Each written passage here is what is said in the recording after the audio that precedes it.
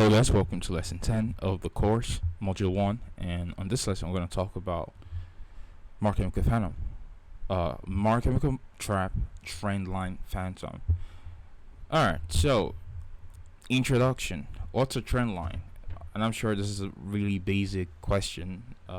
If you're not aware of what a trend line is, you're probably not supposed to be on the course, you're supposed to go through the basics. But I think it's also a good thing if you're not aware of what a trend line is, because and this is my problem with trading. A lot of people, individuals, get I would say indoctrinated into the classic retail concept and like classic tops and bottoms. That's double top, double bottom. You have the trend lines, you have the indicators, and that's the indoctrination into trading for a lot of people, traders. And essentially the course is to undo all of that, understand the price and teach you real price delivery. So I'm going to use this example of you as a cat, which you called from. So right from the high here, we call downside and as a cat first to attack the sell side liquidity, and then to attack 1.33576, which is an old low which we met today. So that objective has been fulfilled, so I felt it would be better to use the price action we traded this week to show you as a cat, teach the lesson on trend line. So I'm going to start off with a blank chart, and I like to use, I think for some reason I like to use SHF or New Zealand dollar, US dollar for my annotations. So we're going to go to the daily time frame. And let's define what a trend line is. For those of you guys who don't know what a trend line is, which will be absolutely surprising, let's define what a trend line is. So what the textbook teaches, or what everyone else out there who does not trade institutional, what they teach is the market is always either consolidating or the market is trending. Now if you notice, when the market trends, if it's in a downtrend, the market is going to make a low, and then a high, and then a lower low, lower high, lower low, or high, low, or high, and then when it reaches a level, okay, which retail does not know what that level is, there's a shift in structure, and then price starts to go higher and higher and higher and higher and higher. This is classic price delivery. Now what retail does is they in the process of retail trying to connect the dots and trying to figure out what price is all about, you see them draw trend lines, okay?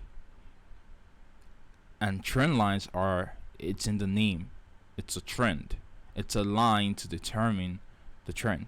So they identify two swing points, and if they can connect to swing points, so let's say we have one swing point here, another swing point here, so if they can connect both swing points here, then they're looking for a test of that line in future for trend continuation. Okay, so trend lines are a tool for trend continuation. Now obviously you can use them for trend reversal, meaning when trend lines break, and I'm teaching the way retail uses trend lines.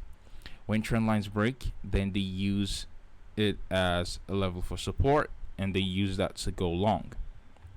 That's the classic retail trend line play in price. So let me just go in real time and show you what that looks like in price. So you can see, let me just go out to lower time frame where we can have more data to use for a lesson. Let me get rid of session breaks. Alright, so you can just look for a trend real quick.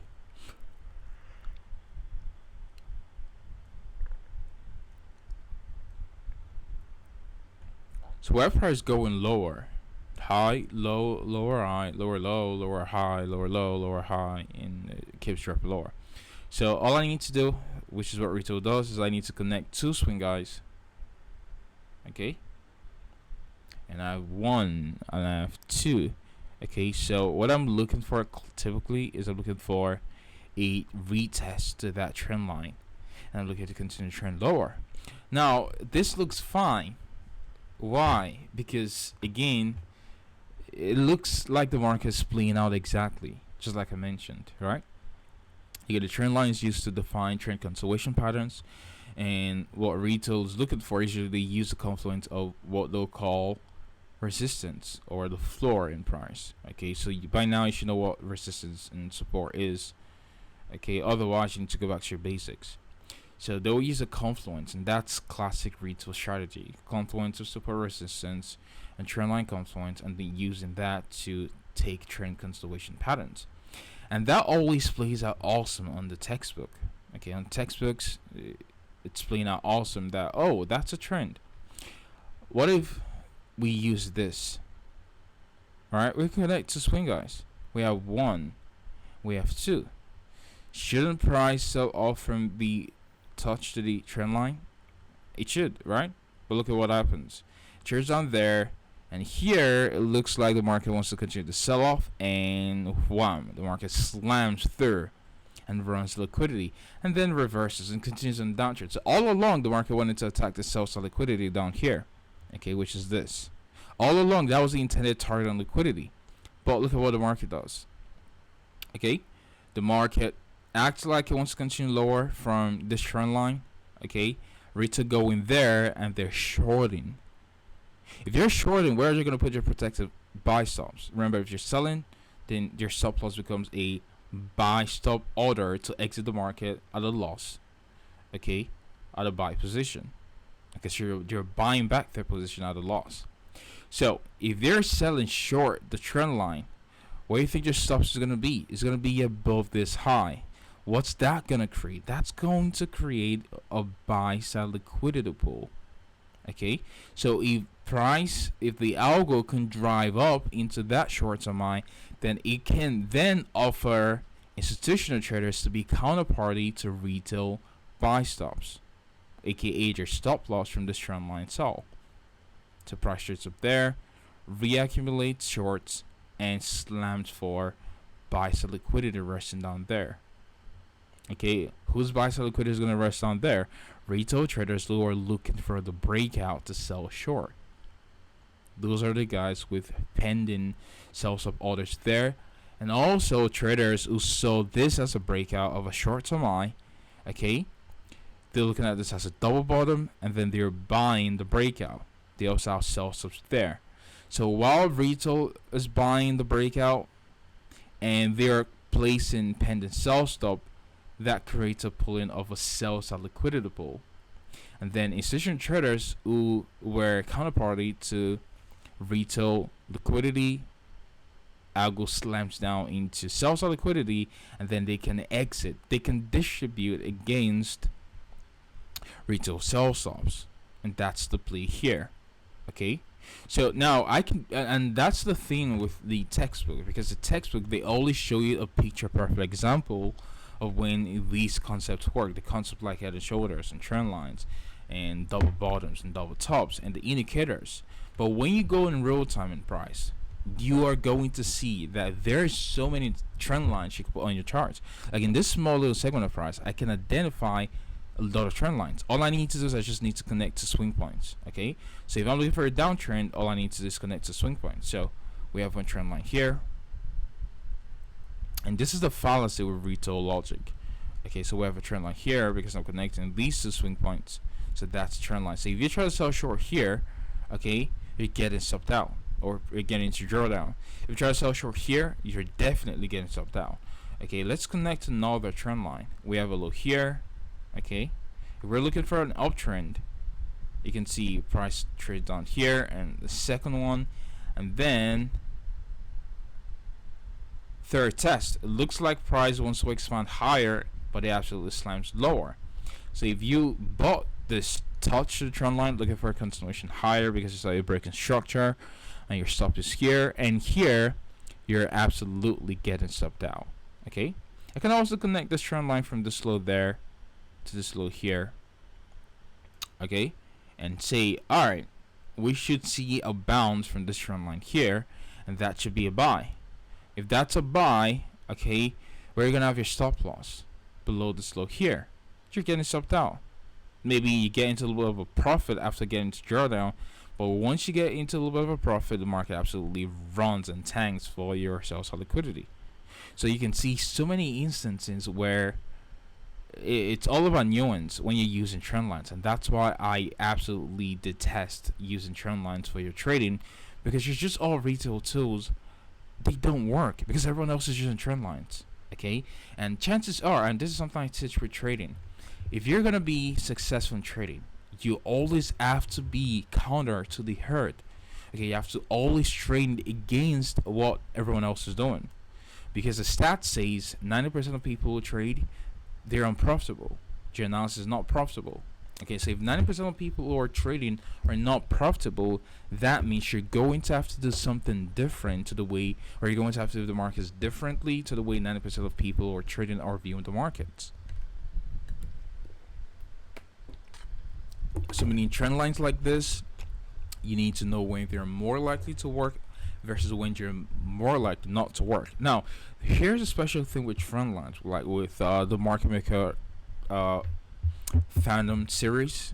So if you go and look at the course module, you're gonna see the market maker trap series. You're gonna see we have market maker traps on false flags, false breakouts, we have trend lines, we have false on the shoulders, and I think it's also supposed to be false indicators.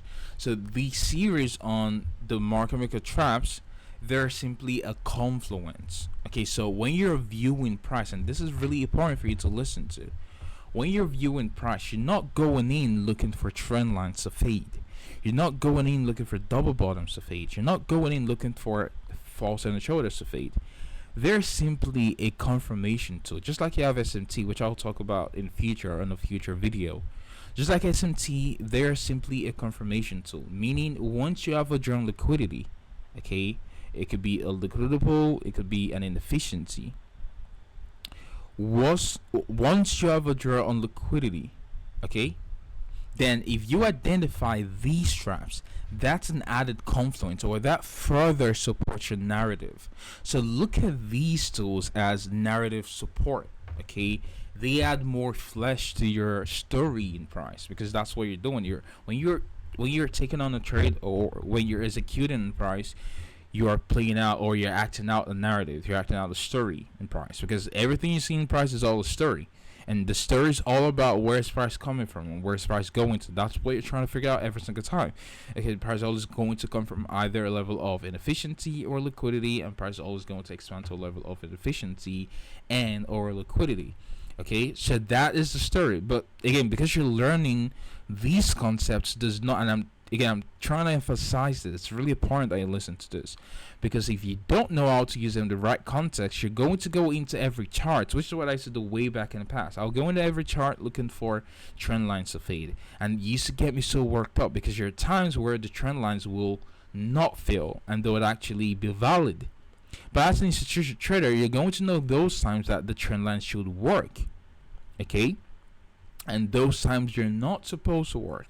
So the example I'm going to use here is the USD CAD from today's trading. So that was this week's analysis. So I'm going to break this down essentially. Alright, so on USD CAD this week, we're looking for sells, and let me just go out to the daily time frame just to describe. Again, I'm trying to show you the analysis behind this. I'm not using trend lines just to describe the drawn liquidity. Alright, so first off, I think that was last week or 2 weeks ago, we talked about rejection. We talked about seeing price reject from the monthly rejection block here, and if you go down to a daily time frame, I think my internet is disconnected, so I'm gonna quickly switch connections. Okay, so the power just went out and my Wi-Fi got off, so I'm going to switch to my phone's internet connection. That's spiffy. Again, I don't edit the videos. I don't like editing the videos. I feel it just comes off too artificial for me, And when I do videos like this, I don't script them. Definitely, I'll go through my journal and my notes to get some ideas for what I want to discuss in case I'm missing something. But usually, I don't script them. I just go in and I look for an example to communicate the point across, and I just go in and I educate on that. So let's see if this is back on, or I'll probably have to switch. Okay, I think it's back on. Is it? So let me actually connect to my iPhone while I wait for the router to boot up. Alright, so I think we're good to go. Okay, so just to run through USACAD's analysis from today. Again, I was not going into the marketplace looking for trend lines to fade, or equalizer, equal lows to fade, or indicators to fade. I don't care about any of those things. I only care about looking at price from an institutional narrative. And the question I'm asking myself every single time I'm looking at price is, can I find a cohesive story to tell in price? Okay, because all I'm doing is I'm acting on that story in price. Can I find a cohesive story to tell in price? That's what I'm looking for. So let me just break down USACAD from a monthly perspective. Okay, which I talked about on the top-down analysis. You want to start from the monthly time frame, and you're going to see how easy and fast this is to work your way from the monthly all the way down to lower time frame. So we have a monthly rejection block, which I talked about, which is can be used for reversals in price. And then if you take that down to a daily time frame, you can see that rejection block is up here, pressured up there, and you can see that decline there. And then also, again, this is what we're talking about. I wanted to see price trade for the short-term low, and then ultimately these lows down here. So we have a drawn liquidity, which is the sell side liquidity rested down there. Okay, that's where we have sell stops from this price swing. Okay, that's where we have sell stops. All right, so inside that we have an old fair value gap. So let me just define that old fair value gap there for you guys real quick.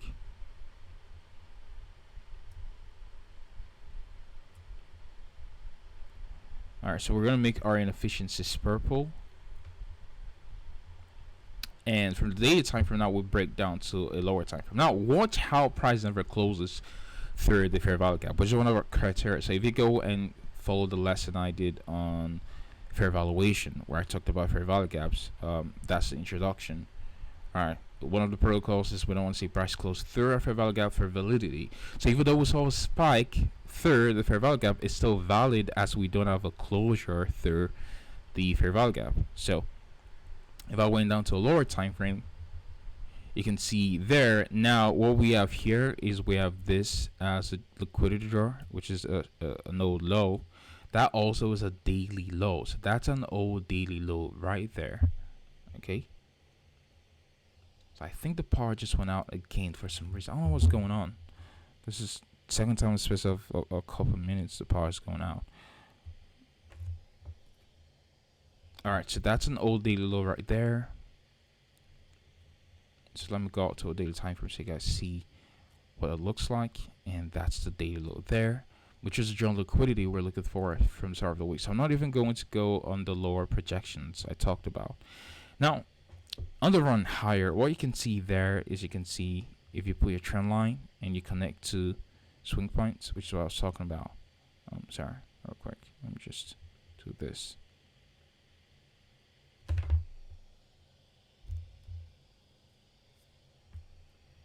Okay, so if you connected this low and this low here,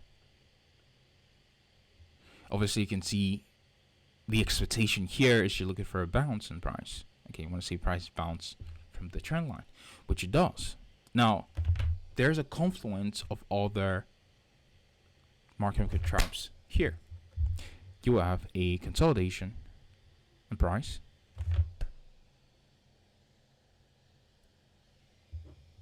And then from the trend line, you have a breakout out of consolidation. Now, what do you think retail is going to be looking at next in terms of market delivery?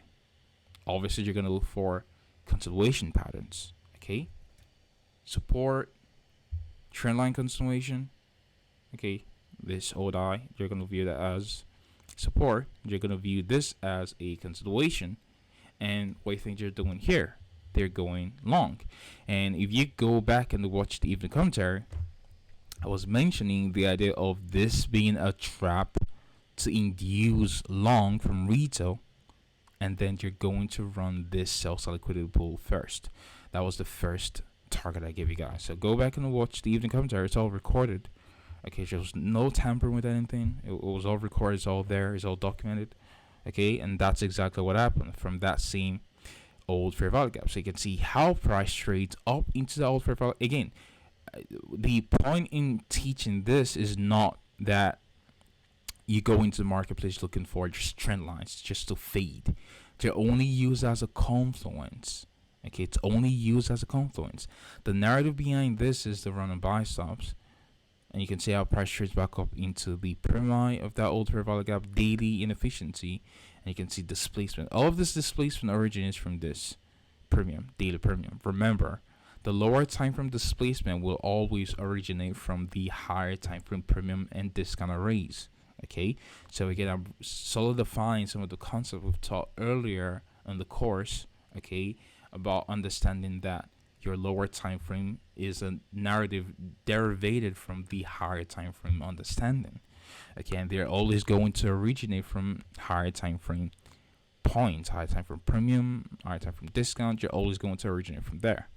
Okay, so any trader who's looking to go long using trendline bounce, now they're underwater. Now let's say you draw your trend line like this. You ignore the wicks because in the textbook they teach this. When you have a stop run, you don't take a stop run into consideration. You ignore that and you draw your trend line like this. Wouldn't you see this as a buy? You would. All right, you're gonna see this as a buy. You have a low here, and you have a low here, and you have another low here. That's support. Price will hold. So you're looking for a continuation higher. Guess what happens? The market acts as if it wants to trade higher and absolutely just melts off the face of the earth. Okay, no chance, giving them no chance to get out quickly. Runs for immediate sell-side liquidity, and then after that just keeps running lower and runs down into sell-side liquidity.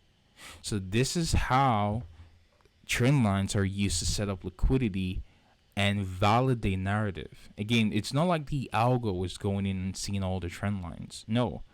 Okay, all we're doing is we're using that to build in an understanding of what the herd is thinking. So who is the herd? Retail. Okay, remember the guys at the funds, they also trade retail concepts too. Okay, so they trade like retail too. All right, so the way they're thinking is also the same way your average trader is thinking. All right, just that the funds have better money management than the average trader, so you're always going to outperform the average retail trader over a period of time. But if you look at their returns over a year, it's not impressive at all. It's not really impressive at all because you're trading strategies like this, and this is how you can fade them. So you can use this to confluence your narrative, and then that further supports your narrative, and then you can use that to fade retail. So a market maker trap is just simply engineering liquidity. So I think we've discussed engineering liquidity. Okay, and the market maker trap is one of the tools that we can use visually to see liquidity being engineered, and that further adds to our story or a narrative on price. So hopefully this was an insightful lesson. I'll catch you on the next lesson. Trade safe.